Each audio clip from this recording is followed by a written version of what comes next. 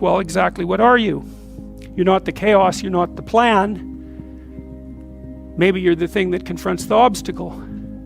And then when you know even further that the obstacle is not only an obstacle, but opportunity itself, are you so sure that this is a problem? Is that the only way that you can look at it?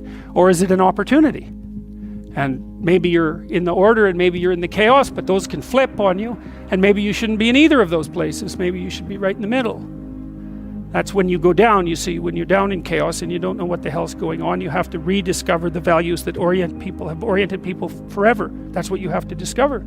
So for example, when I'm dealing with people who have post-traumatic stress disorder, and they've usually encountered someone malevolent, they have to relearn the description of good and evil. Because if they don't, they have no framework. They're lost.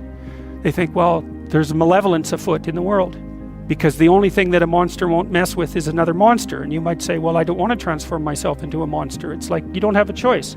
You can either be a pathetic monster, or you can be a monster with some power. Those are your options. There's no non-monster alternative. Weak or strong. And I don't mean strong like dominating tyrant strength. That isn't what I mean at all. I mean strength like functioning at a funeral strength. And that's a kind of monstrosity. And when you're down in chaos, that's what you have to rediscover. You want to be safe? Forget that. That's not in the cards. You're not going to be safe. Well, then you have to be meta-safe. And that's way better, because then you're not safe, but you know how to cope with danger. Well, fine. That solves the problem. And maybe it's even a better solution, because if you're safe, then you just have to stay in your burrow.